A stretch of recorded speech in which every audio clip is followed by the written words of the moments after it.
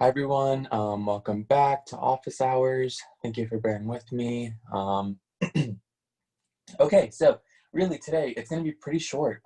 Chapter 11 is a relatively easy, and I really mean that. It's a really easy chapter. There's only 4 total reactions.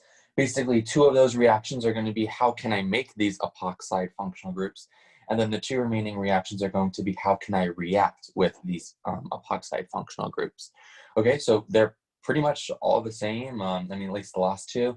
We're going to talk about 2 different regiochemical consequences of the reactions. But other than that, this one I would say is a really straightforward reaction, definitely more straightforward than chapter 9 was, okay?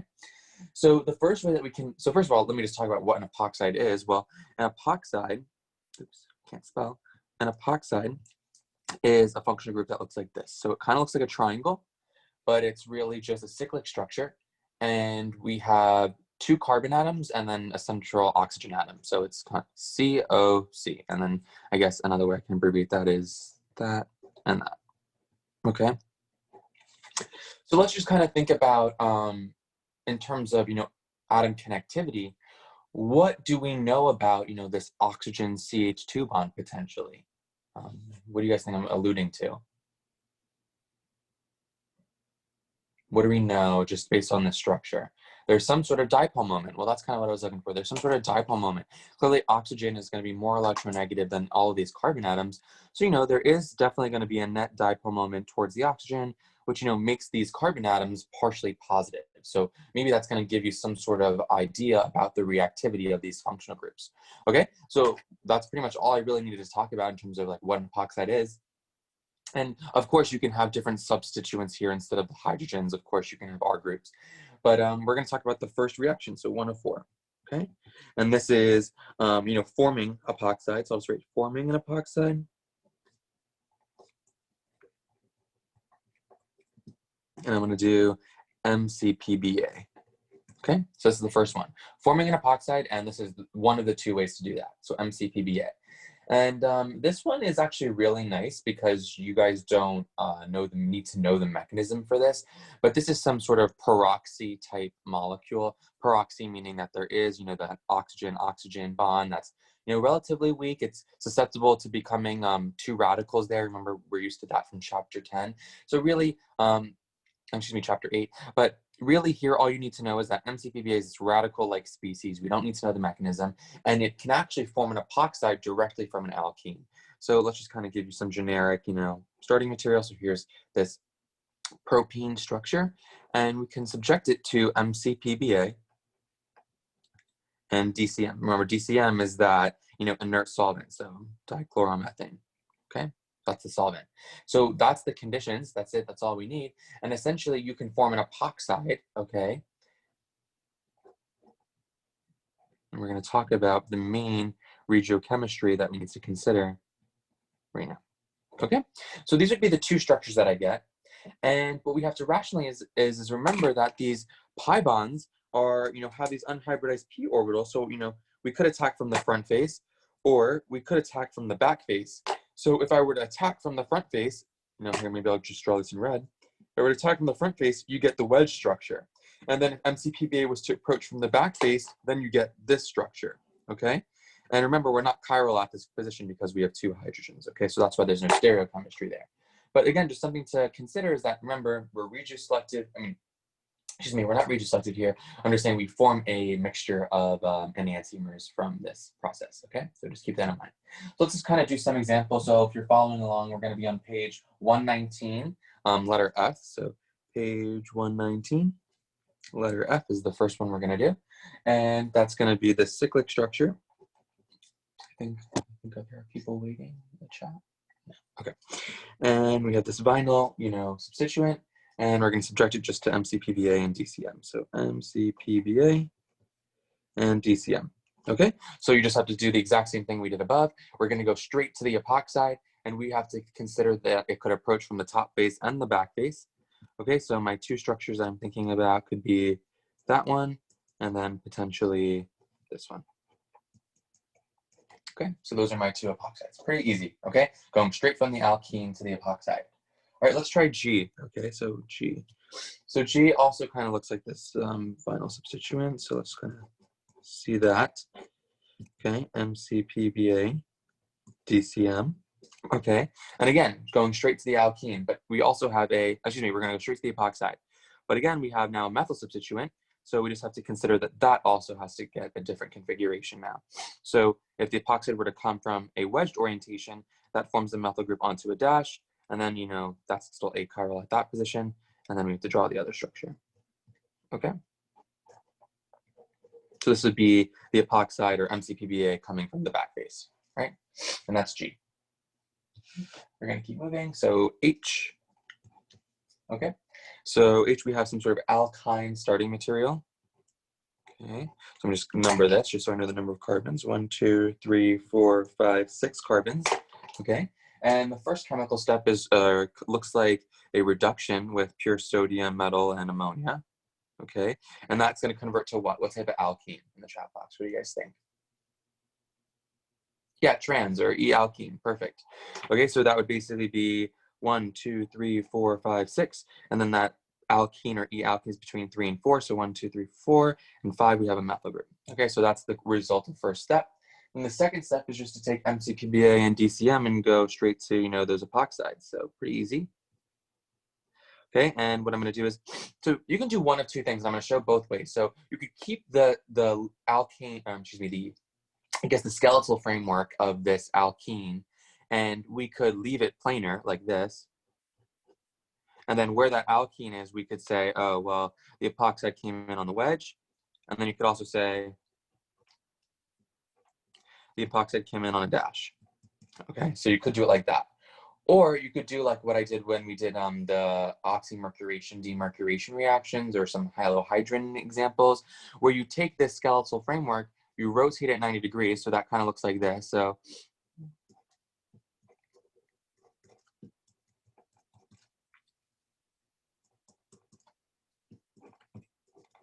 okay, so that's all I did. I took this molecule and rotated it 90 degrees like that, and you could have showed the epoxide, you know, becoming planar, okay, and approaching the top face. This would be if MCPBA came from the top, and essentially you would get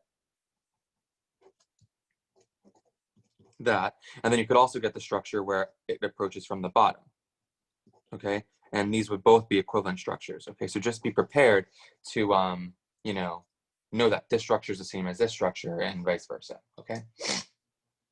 Anybody have any questions on that?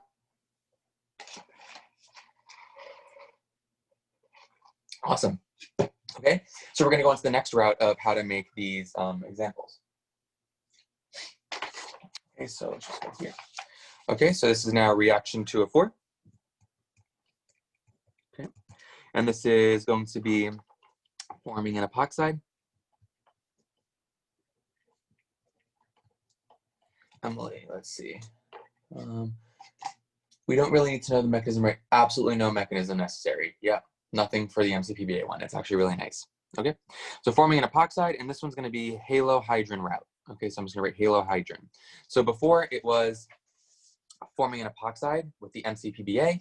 Now we're going to form an epoxide, but the halohydrin route. And this one's actually cool. So we're going to bring back an old reaction, and I think this is going to make a lot of sense for you.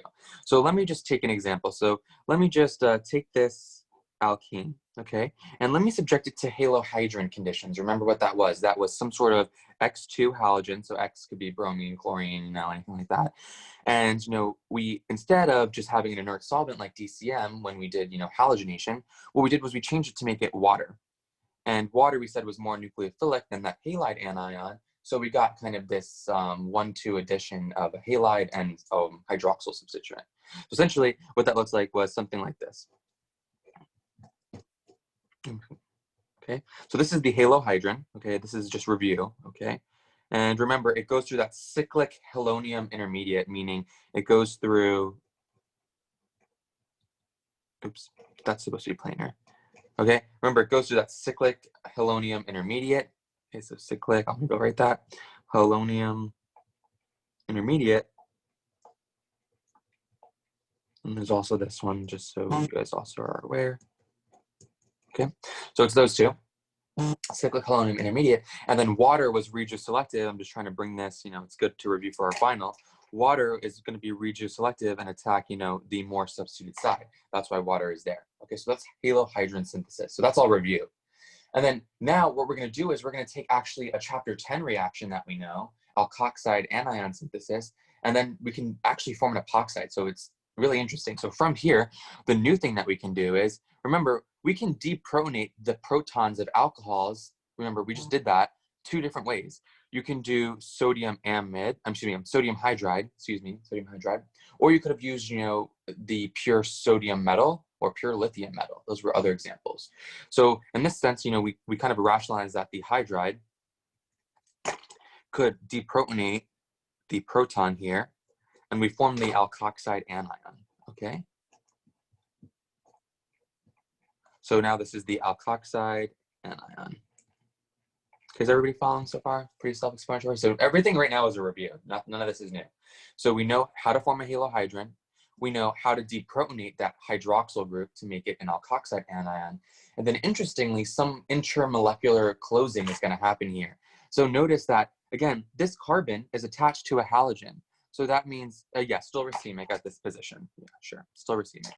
So at this carbon, we can rationalize that there's a localized dipole moment towards the halogen, which makes this carbon electrophilic. Okay, electrophilic. Can't fit this. Electrophilic. Okay, and we clearly have this nucleophilic alkoxide anion. So this is a nucleophile. So mechanistically, it makes sense for this lone pair on this alkoxide anion to lean over, fix that deficiency, forming an epoxide and kicking off the halogen. So that actually turns into that and that. So it's interesting. It's like really the exact, we know all this before, but if you put the 2 reactions in tandem like this, you actually end up forming an epoxide.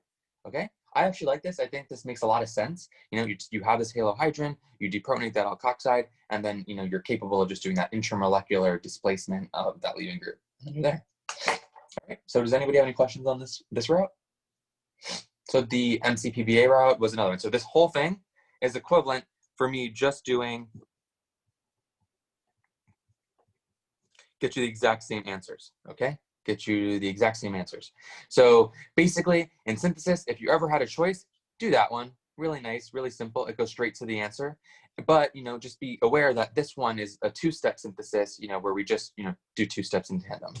All right, and that's pretty much it. So that's the 2 routes of forming them. And now we're just going to do the 2 routes of reacting with them. And then chapter 11 is done. So I hope you guys are feeling pretty good. All right. So actually, let me just do a couple of examples of those. We didn't do any example problems. So if you're following along, let's go on. We're on page 118. We're going to be letter A, and we have this structure. Okay, so clearly we start with this halohydrin already, and we're going to treat it with sodium hydride. That hydrogen is just going to, you know, deprotonate that proton of the hydroxyl group, forming an alkoxide anion. So I'll just kind of draw that main intermediate. And, you know, obviously the next mechanistic step makes sense. It's the nucleophile, just hitting this electrophile, kicking off that chlorine. So now we get essentially, okay. And now let's consider, you know, the 2 main, you know, structures that we need to draw here. Okay, so if you can kind of see how I drew it, like I left the trans framework that way, and then I kind of just drew the oxygen on top. And, you know, this is really definitely not a good structure to have on your test, but what you can rationalize is the 2 methyl groups are definitely on opposite bases. They're pointing in opposite directions. So what you could do is, oh, is there an extra methyl? Oh, oops, sorry guys, I didn't see that. Okay, so clearly, thank you guys. So clearly, this methyl group looks like it's aligned with that methyl group, and then this one's probably aligned with a proton, okay, just based on like how I drew it. So, you know, what I could do is I could keep the epoxide planar, which I typically like to do. You could draw in your methyl groups, and kind of that's the first one. That would be like that. And then if I were to draw, you know, the epoxide coming from the bottom face of that alkene, you know, you keep these substituents the same. Okay, so it's just the, I like doing this. I think this is the easiest route. Okay, so that would be the 2, and I know this is not chiral, but it's just what you have to draw it like this if you're going to draw the epoxide planar. Okay, so it's 118A. Okay, B. Okay, so B looks like this. Oops, like that. And you're treating it with Br2 and water. Okay, so that looks like the halohydrin route. And then 2 is sodium hydride. Okay, so that's going to basically be something, well, I'm just going to briefly draw that, something like this. Again, we don't really have any chirality things to deal with because whatever the chirality is of this, it's going to leave. And this one, it's already achiral because of the 2 methyl groups. So right now, I don't really have to worry. Step 2, it's going to remove that proton, okay, and then close it. So essentially, I'm just going to scribble that out. We know it's going to close, and then that leaves. So actually, same exact answer that we got before, okay? Just a different way of doing that. So that's kind of actually why I did this question. So you can see A and B, we get the same exact answers for these questions, but 2 exactly different routes. Okay, 2 completely different routes. All right, I think that's enough. You guys can just keep playing with these extra problems. But now we're going to do reaction 3 or 4. Okay, reaction 3 or 4 is going to be epoxide opening.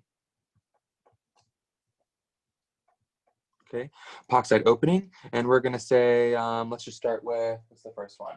Acid conditions, okay? Acid catalyzed.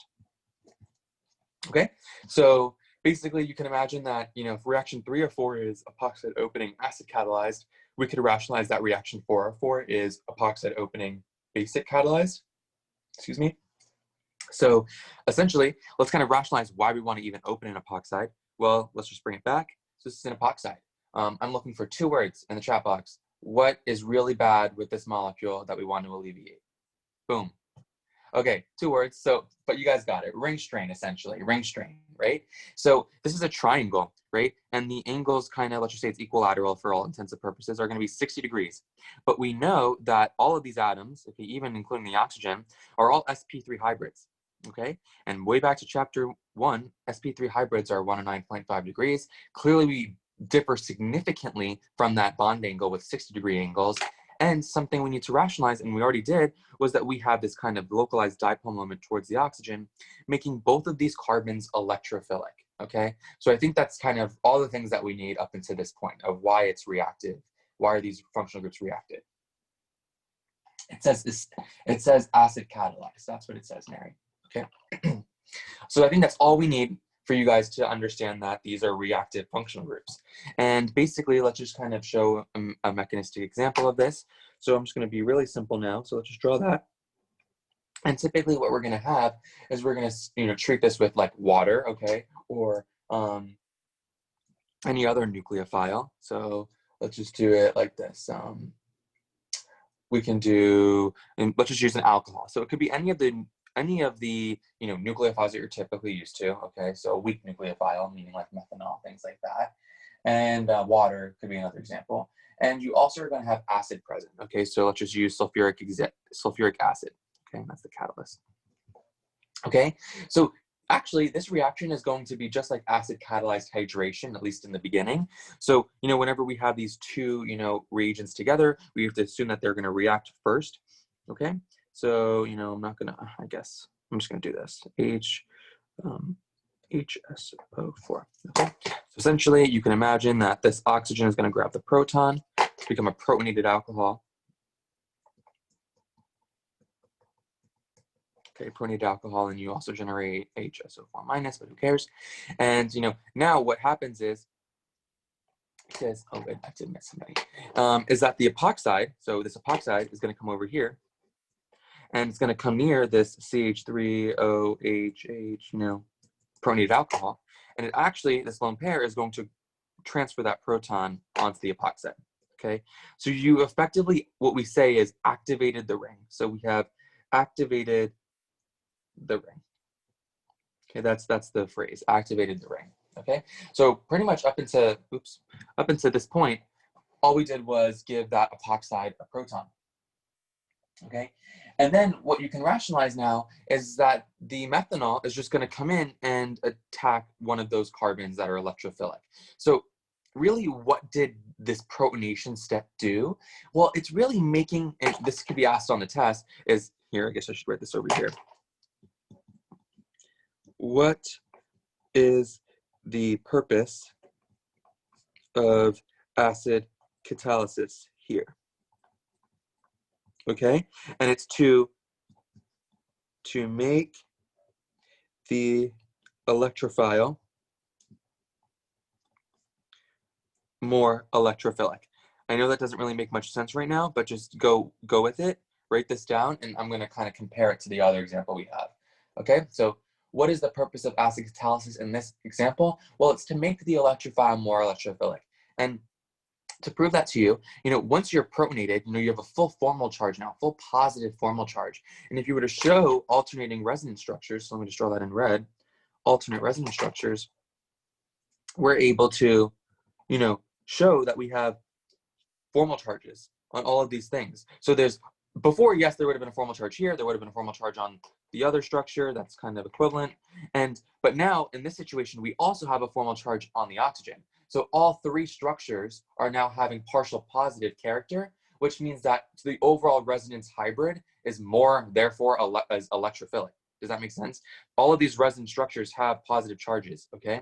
Whereas before, just look at this example, if you were to show resonance structures, you would just get O minus, you would get a positive there. So the positive, positive, positive contributes more to the resonance hybrid, which tells me that the overall epoxide is more electrophilic.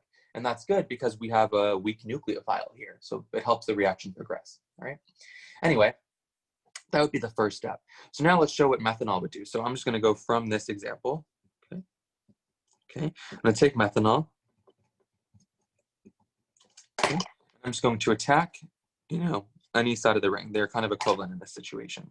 So the result is this, watch, okay? So I draw always, always, always a trans framework. So imagine that this is coming in, watch, this is coming in from my left, okay? This is gonna kick over, so this is my blue, ready? This is gonna kick over. Actually, here, let me draw it like this. Okay, these are my pens, right? So so red is basically the carbon-oxygen bond, and this is the carbon-carbon bond. So maybe this is better. This is the carbon-carbon bond that you see right there. This is the carbon-oxygen bond. And then the black is the methanol that's coming in, okay? So, sorry, I'm trying to do this good for you guys. So basically, methanol is gonna come in from the bottom over here, hit here. It's going to break this bond. It exceeds the octet. So we basically do what? Well, we swivel it over. So, okay, do you guys all follow that? So this is where it was before, okay? The tip of the pen is the oxygen up here. And to rationalize how it goes to this bond, it's really this comes in, we exceed the octet here. This forces the electrons in this bond to go onto the oxygen atom as a lone pair, and it comes over here, okay? Maybe it'd be better if I also put this purple in here, so now we can kind of rationalize it more. Yeah, okay, let's try it like this, okay? So the oxygen atom is connected to, the red and the purple pen. So if methanol comes in like this, okay, these lone pairs, this bond, and the electrons in this bond become a lone pair on the oxygen, so I guess I'll just put it on top. Okay, and then to make it nice, you just transit. So you just push the whole, purple red pen thing to the right, okay? Hopefully that helped you. I don't know, I know there's a lot of movement, but essentially what I want you guys to draw is, do you guys see that? The trans framework, okay? The methanol comes in from the bottom like that, breaks the bond there, and it swivels over to the right. Okay, the same would happen if it came from the left. If it came from here, it'd be trans across and then swiveled over. Okay, and then always assume excess solvent to regenerate your catalyst. So essentially, you have this last depronation step, and you got this ether. So I guess there you are. Okay, that's your product. So let's kind of just do an example where we have substitution. So that would be something that looks like this. Okay, so we're going to be on page 120. We are on letter K. So essentially we are here. And we're going to treat it with MCPBA and DCM. That's step 1. And step 2 is going to be methanol and hydrochloric acid. Okay, so the product of step 1 is really easy. Just go straight to the epoxide. Let's consider, what those structures look like. So we can kind of just draw that one. And we can also draw this one. Okay, so those are my 2 epoxides, right? And maybe just for simplicity purposes, I can scribble that and just, you know, pancake flip it and show it's that one. Okay, so we're there. Then for step 2, we have basically methanol and hydrochloric acid. So now we know what that's going to do. I'm going to skip that step. It basically just protonates this. It makes the electrophile more electrophilic. Okay, and then now we have plain methanol. So now we have this regioselective choice. This is what I was talking about earlier. We have a regioselective choice. And this methanol is going to attack, what do we think? The position side, you know, we'll call this A, or position B, and put it in the chat box. What do you think, A or B? Okay, okay. So the answer is actually B. Okay, so a lot of you guys got it wrong, actually, but that's okay. The answer is B. So let's kind of talk about why it's B. It's good that you guys made the mistake now, so we'll get it handled. And the situation has to do with drawing resonance structures. So I'm going to draw my resonance arrows in red. So let's kind of just show what this structure would look like.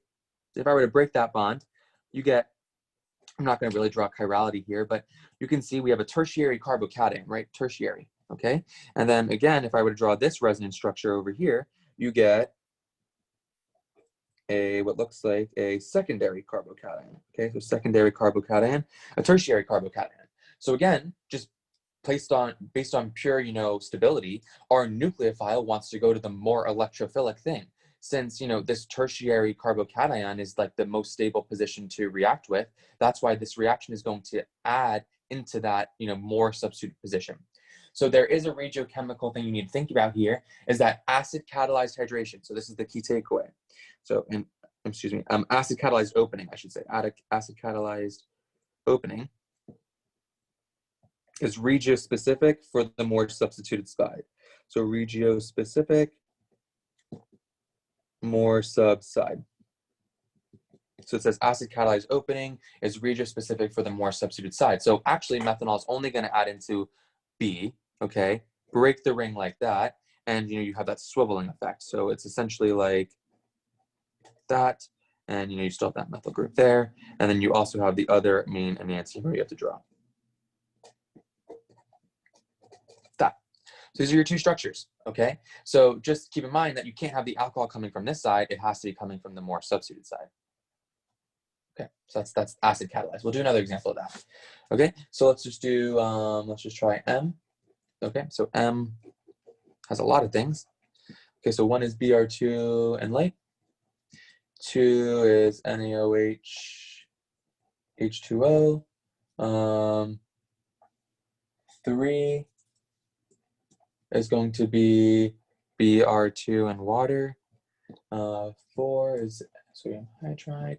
And 5 is going to be H2O. So now you guys are finally at this point where you guys are going to have really long predictive products. And it's not a bad thing. It's actually a good thing because it can save you if you don't know some steps. You can kind of look to future steps and be like, oh, let's say you didn't know what sodium hydride did, but you know Br2 and water makes the halohydrin, and you know this is some sort of acid catalyzed hydration, right? Or it could be an acid catalyzed hydration, or it could be an opening. So you can kind of like use your like mental, you know, repertoire of reactions to kind of get some information. Anyway, Br2 and light. What does that do? Well, it adds a bromine to the more substituted position, Markovnikov.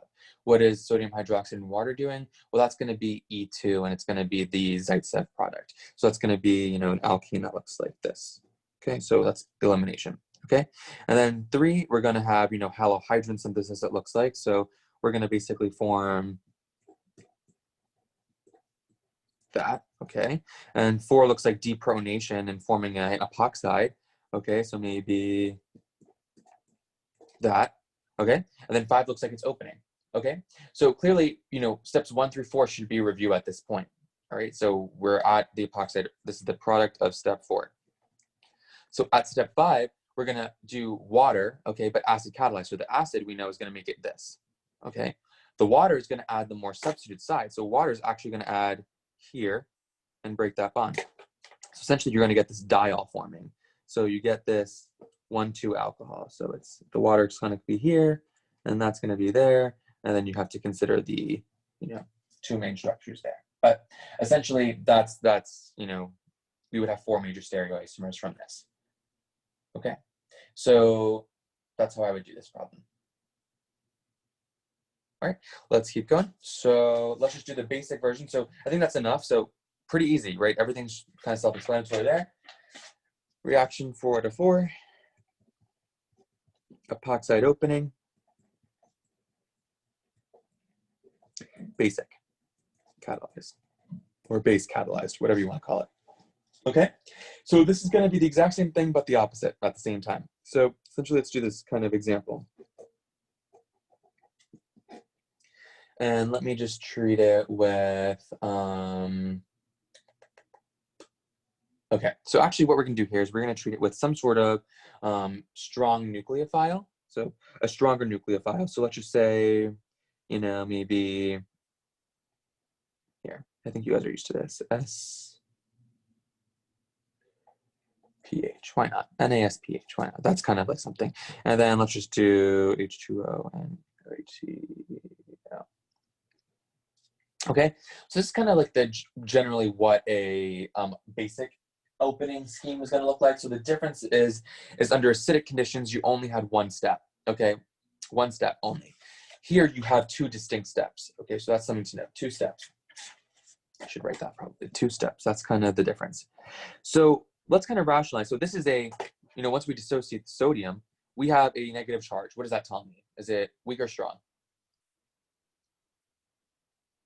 In the chat box, what do we think? Weak or strong? Strong, right? It's a strong nucleophile, which means it's also a strong base.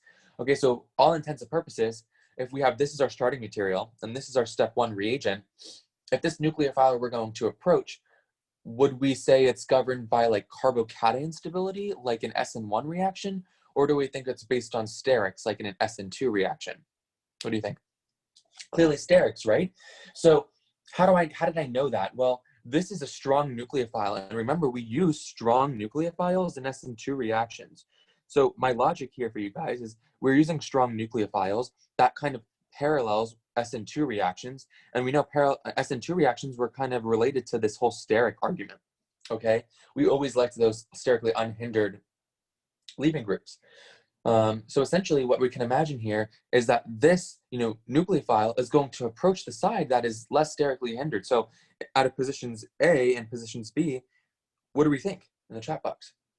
Is going to be added into B, right? So now we have a difference. So in acid catalyzed opening, we said that we were going to be regiospecific for the substituted side. But in basic catalyzed opening, we're going to be regiospecific for the less substituted side. So let's write that.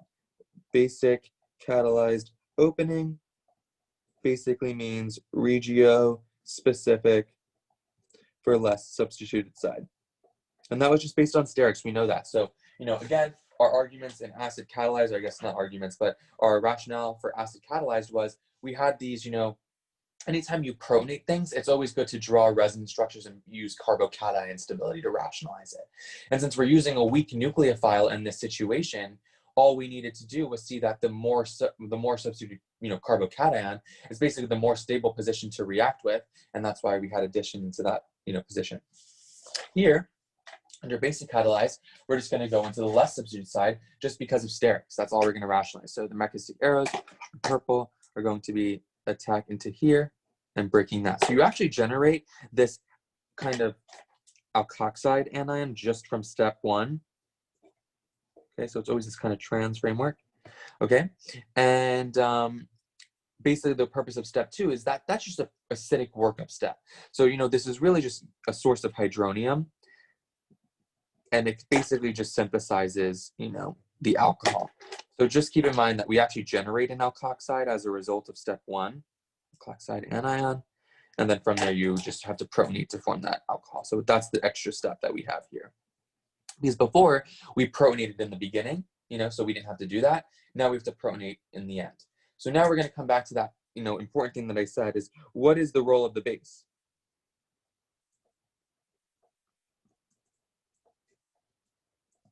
Okay, what is the role of the base? So before we said, you know, under acid catalyzed conditions, we said, what is the purpose of the acid? Well, it's to make the electrophile more electrophilic. Well, what do we think is the role of the base in this situation? To make the nucleophile more nucleophilic. There you go. Okay, to make the nucleophile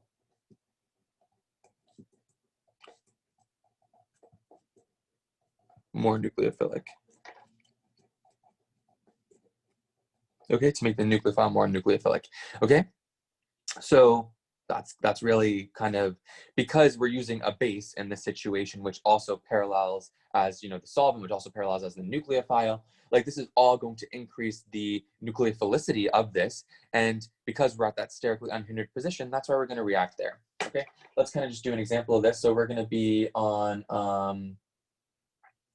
page 120, okay, page 120, and we are going to do letter N.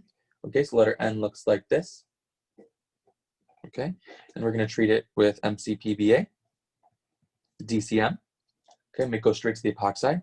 Step 2 is sodium methoxide, it looks like. Yeah, sodium methoxide. And step 3 is just a proton source. Okay, so immediately we can tell that we're going to go to an epoxide from step 1. So let's kind of draw that. So let's rotate this planar. You know, I like to do that. Okay, so it's like, that's the planar depiction. Okay, just rotating that 90 degrees. If the epoxide were to come from the top face, it would look like this. If the epoxide were to come from the back face, it would be from upside down. Okay, so I'm just going to draw that real quickly. But if I were to pancake flip that over, that turns into that.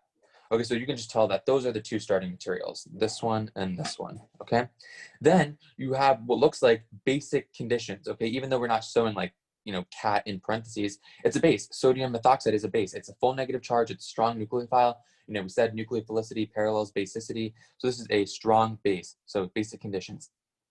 And also a strong nucleophile. So that's going to be sterically, you know, based on sterics, and it's going to attack the less sterically hindered side. So that would be these isopropyl substituents on both, you know, both carbons, both epoxides, I should say. So really what happens is it's that,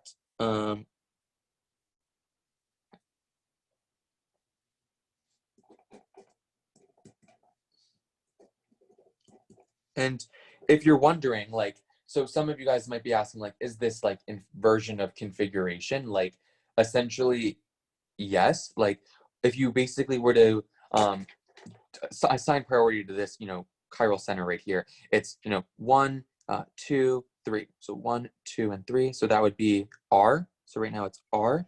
And even though the wedge is still the wedge, like, because that group is now here, it's still inverted of configuration. Basically, it's 1, 2, 3. So this is actually S, okay?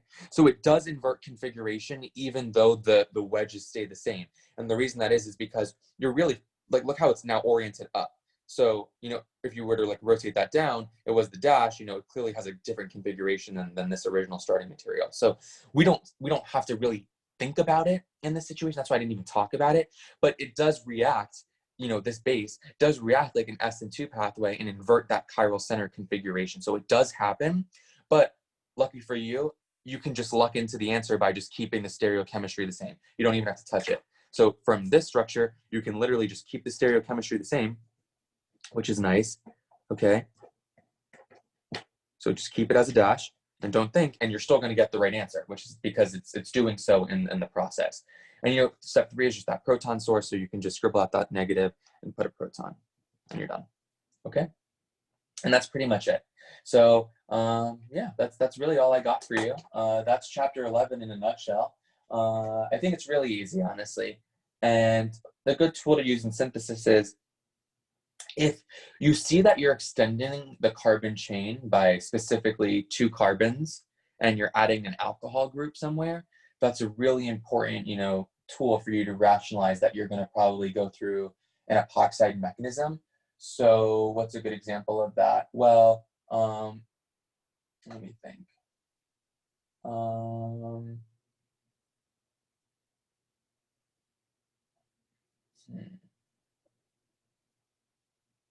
Okay, well, let me just show you an example. So let's look at this.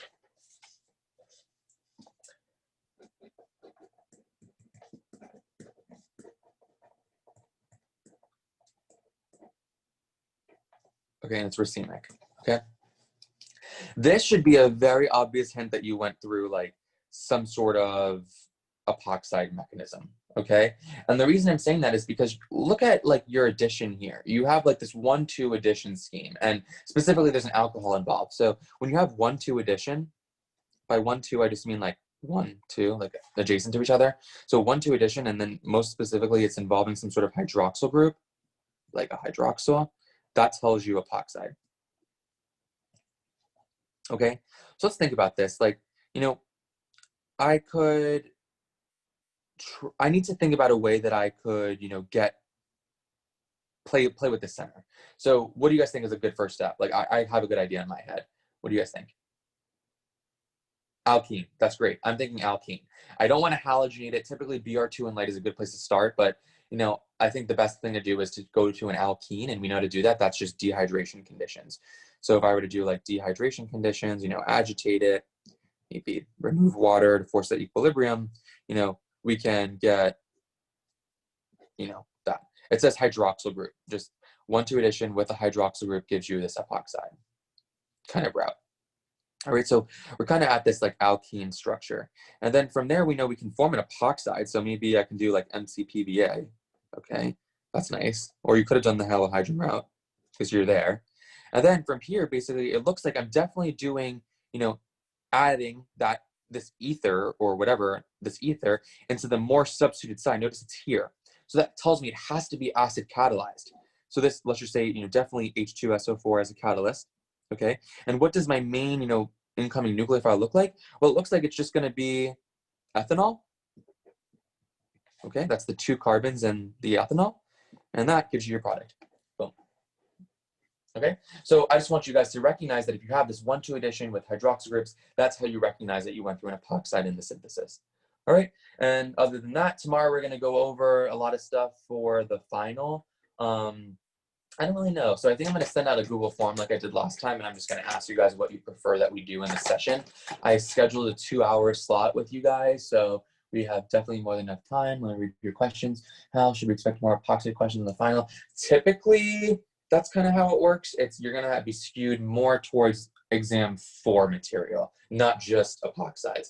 I would say, I mean, I'm not making it again, so this could change, but typically it's skewed more towards the end stuff, but everything is on there pretty much, at least, you know, there's definitely one question of everything, but there just might be a little bit more of the end stuff. Let's see. Emily, do you guys know what is considered an A- now? No, we'll know after the final. Abby, still above, oh, okay. It's as of right now, then yeah, 86. Yeah, I don't know if that's gonna change. It probably will change. It typically changes every time that there's a test. All right, other than that, that's it. So see you guys. Enjoy your day.